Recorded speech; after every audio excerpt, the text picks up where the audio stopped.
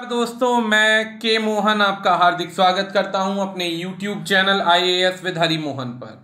आज हम डिस्कस करने वाले हैं एक न्यूज़ के बारे में। जैसा कि आपको पता है कि हर बार कुछ समय के अंदर अंदर लोगों की सैलरी के अंदर इम्प्रूवमेंट आता है पे कमीशन के द्वारा, और इसी तरीके से साल के अंदर 2 बार आपका डियरनेस अलाउंसेस बढ़ते हैं, जिसे आप डीए कहते हैं, और इसी प्रकार से आपका पेंशन से संबंधित डियरनेस रिलीफ में भी कुछ इंप्रूवमेंट आता है। लेकिन अब सरकार ने एज पर द सिचुएशन, परिस्थितियों को ध्यान में रखते हुए, परेशानियों को ध्यान में रखते हुए, फ्यूचर के एस्पेक्ट्स को ध्यान में रखते हुए और आगे की परिस्थितियों को सुधार लाने के लिए, बैंकिंग सेक्टर को सुधार लाने के लिए अपने जो बड़े एक्सपेंसेस हैं उनको इस समय रोक दिया है, और रोक लगा दी है डीए के बढ़ने पर, जो साल में 2 बार बढ़ता है। आपको ये बता देते हैं कि प्रीवियसली गवर्नमेंट ने सोचा था कि 17% से इस बार जो डीए है यानी डियरनेस अलाउंसेस है वो 21% तक बढ़ा दिए जाएंगे। लेकिन परिस्थितियों के आधार पर, जैसे कोविड-19 के आधार पर, इस समय ऑलमोस्ट पूरे वर्ल्ड की इकोनॉमी इस समय एकदम गिरावट के स्तर पर है, डाउनफॉल पर है। तो उस परिस्थिति के अंदर सरकार ने यह डिसीजन लिया है। इस डिसीजन को कुछ सेक्शंस में बहुत पसंद किया गया, कुछ सेक्शंस में इसका विरोध किया गया। जैसे कि हमारे पास एक यूनियन एसोसिएशन है जिसे हम कहते हैं federation of central university teachers association. इन्होंने अर्ज किया है कि हम तो अपनी पूरी मेहनत से काम कर रहे हैं, ऐसी परिस्थिति के अंदर हमारे फंड्स में, हमारे अलाउंसेस में कोई भी किसी प्रकार की रुकावट नहीं आनी चाहिए। तो इस प्रकार से एक छोटी सी इसे प्रेशर बनाने का तरीका समझने का मानना पड़ेगा इसे।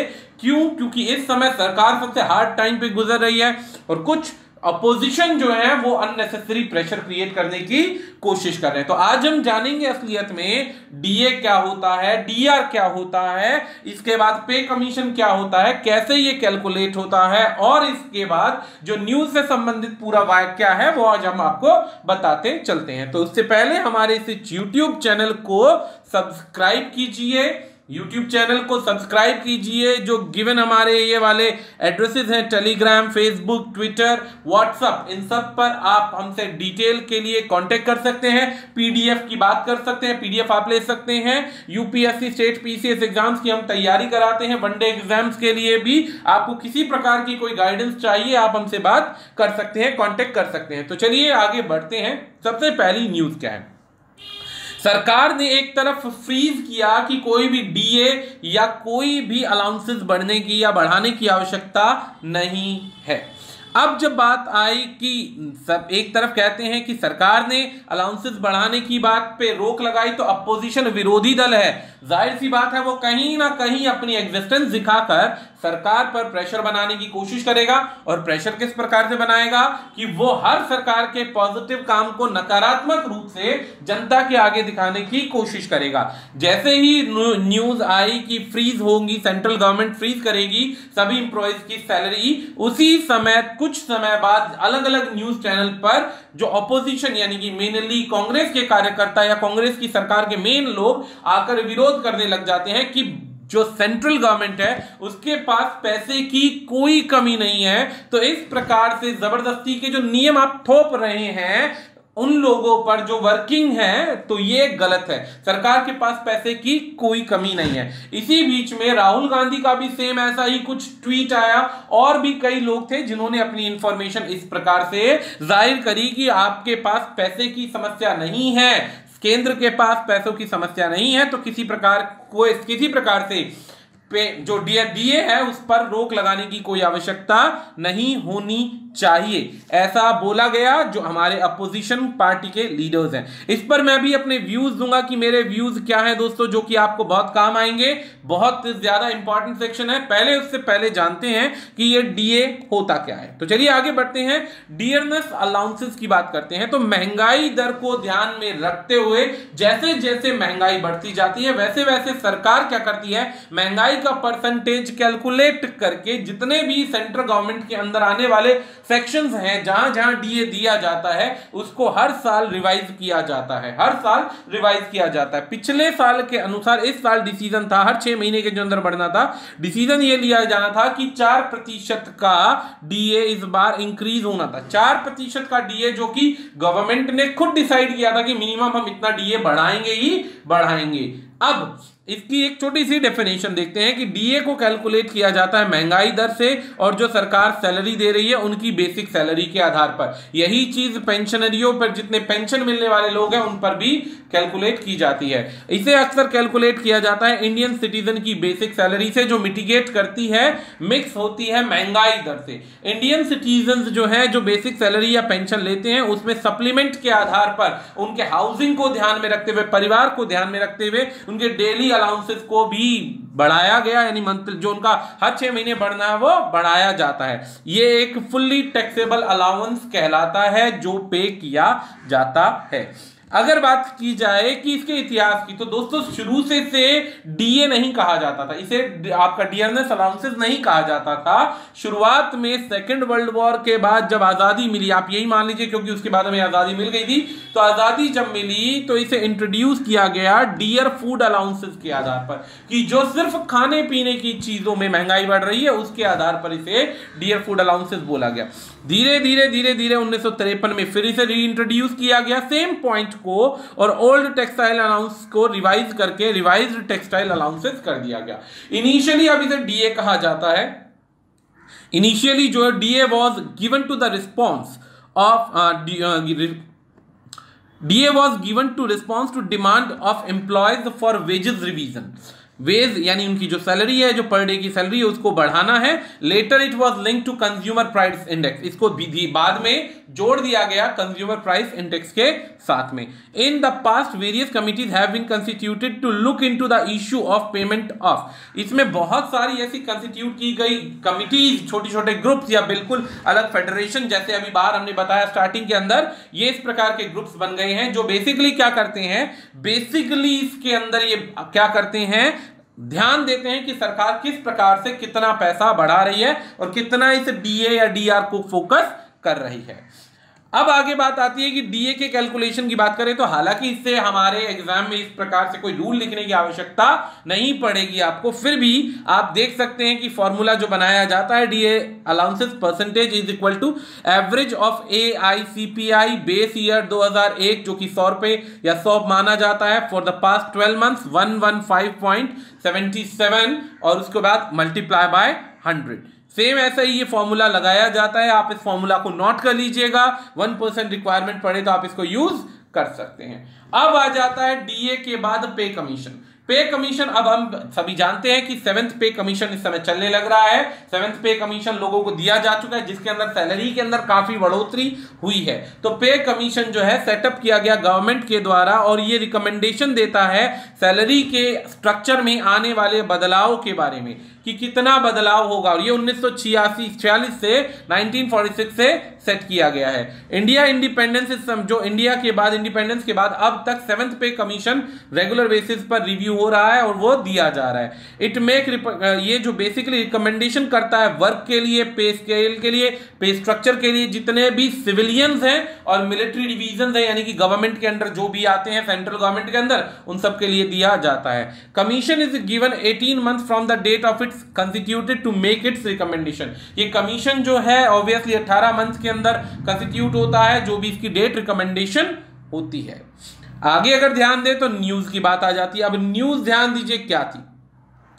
न्यूज ये थी कि मौजूदा हालात को देखने के बाद सरकार ने डिसाइड किया कि भाई अभी हम किसी भी प्रकार से सरकारी जो सेंट्रल गवर्नमेंट के अंदर आने वाले लोग हैं, जो एम्प्लॉयज हैं और जो नॉन एम्प्लॉयज हैं लेकिन किसी टाइम पीरियड में एम्प्लॉयज थे, तो उनको डीआर यानी पेंशन और डीए यानी कि अलाउंसेस देने में सक्षम नहीं है। इस बार जो 4% बढ़ना था उस पर फ्रीज लगा दी गई है, क्योंकि कोरोना वायरस से पूरा का पूरा देश जो है ग्रस्त है। इस पर मनमोहन सिंह ने कहा कि जरूरी नहीं है, नॉट नेसेसरी टू इम्पोज।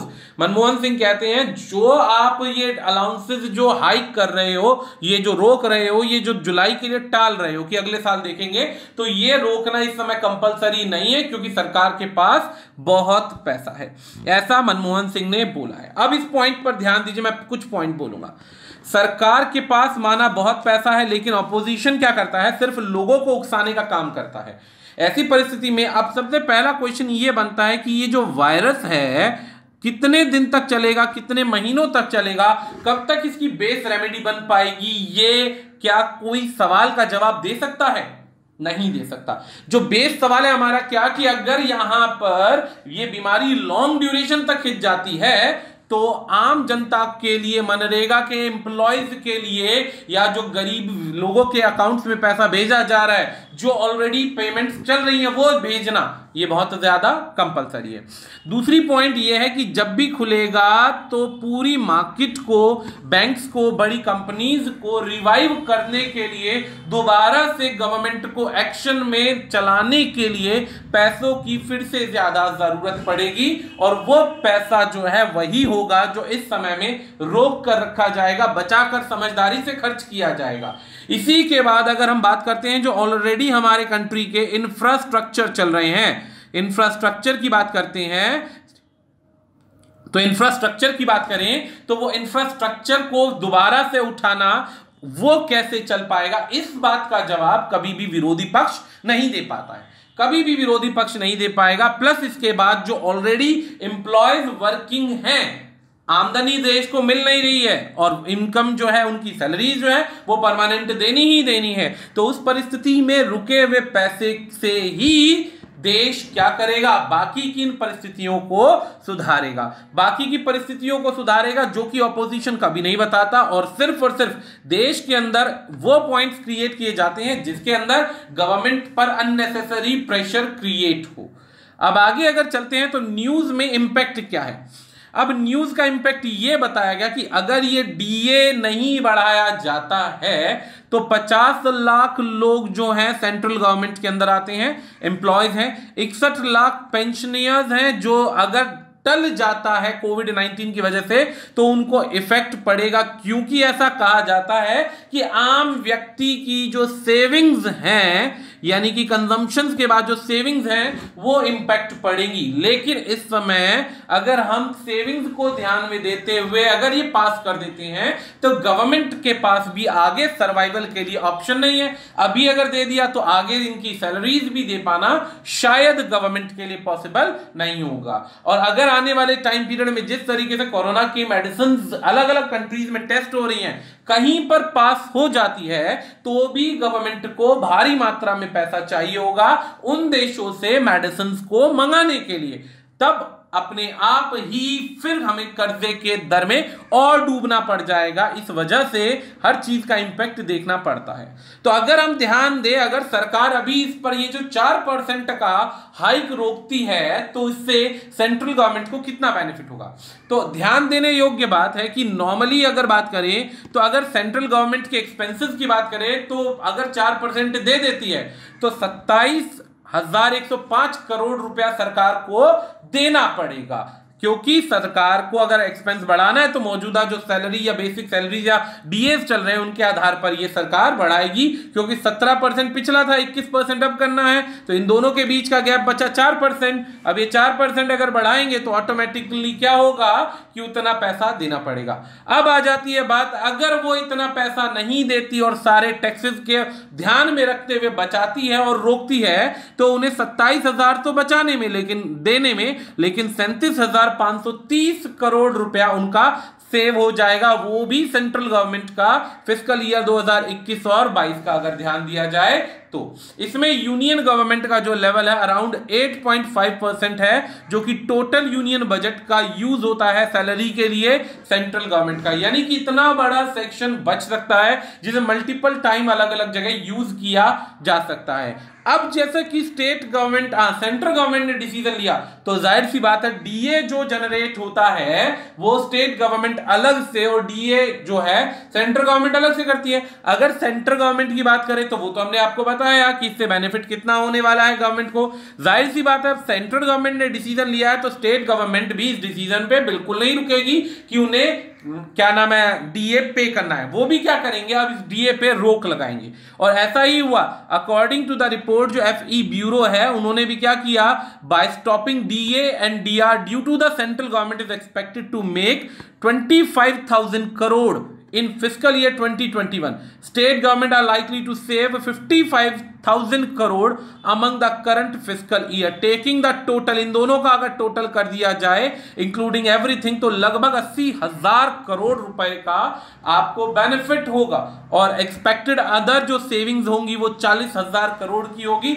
इस प्रकार से स्टेट और सेंटर दोनों मिलकर अपने एम्प्लॉयज का अगर इस कोरोना वायरस की परिस्थिति में डीए अलाउंस नहीं बढ़ाते हैं तो सिर्फ डीए अलाउंस रोकने से उनको प्रेजेंट सैलरी मिलती रहेगी, उनका सिर्फ डीए रुकेगा, वो भी जो इंक्रीज होने वाला था।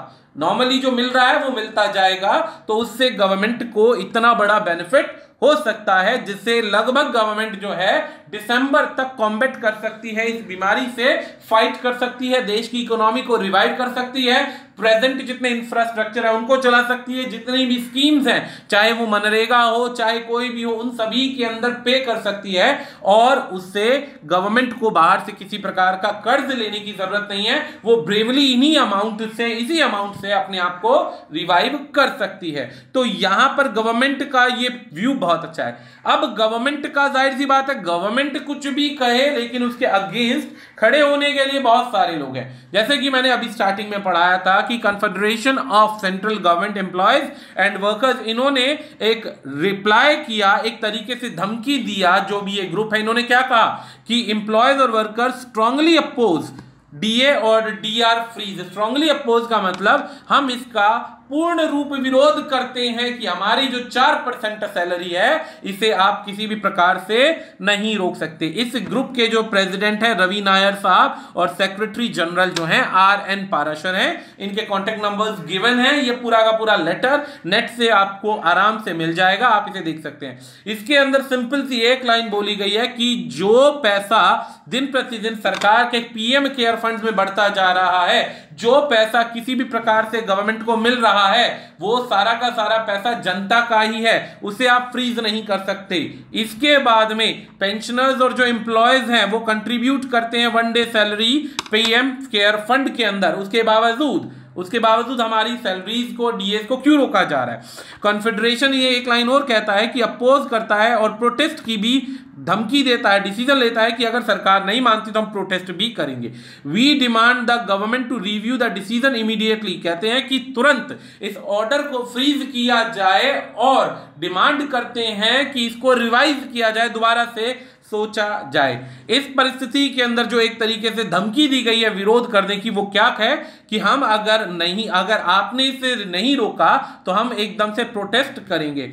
इस पर जो कॉन्फेडरेशन है CHQ वो टच में रहेगी नेशनल काउंसिल के JCM यानी कि staff side secretary and other leaders efforts are being made to arrive the united stands. अब इसके अंदर अदर जो फेडरेशन है और जो टीम्स हैं उन सबसे रिक्वेस्ट किया जा रहा है कि आप आइए हमारी सपोर्ट कीजिए। ऐसी परिस्थिति में सेंट्रल गवर्नमेंट की मनमानी या स्टेट गवर्नमेंट की मनमानी नहीं चलेगी। अभी सेंट्रल गवर्नमेंट के लिए प्रेशर किया जा रहा है, बाद में स्टेट गवर्नमेंट के लिए प्रेशर होगा और ये अंडर प्रेशर अपोजिट पार्टी जो विरोधी पक्ष होता है वो करवाता है, जिससे रनिंग गवर्नमेंट की रास्तों में रोड़े आए। लेकिन दोस्तों सबसे बड़ा सवाल यह है कि ऐसी परिस्थितियों में सही ऑप्शन क्या है, सही उत्तर क्या है, वो अब आपके ऊपर छोड़ा जाता है। आप उसको डिसाइड कीजिए और अपने रिप्लाई दीजिए। आज के लिए इतना ही, आगे के लिए नेक्स्ट वीडियो का इंतजार कीजिए। हमारी इसी वीडियोस को पसंद आए तो दोस्तों शेयर करते जाइएगा, सब्सक्राइब करते जाइएगा। हम ऐसे ही आपके लिए अच्छे टॉपिक्स लाते रहेंगे। आज के लिए इतना ही, धन्यवाद।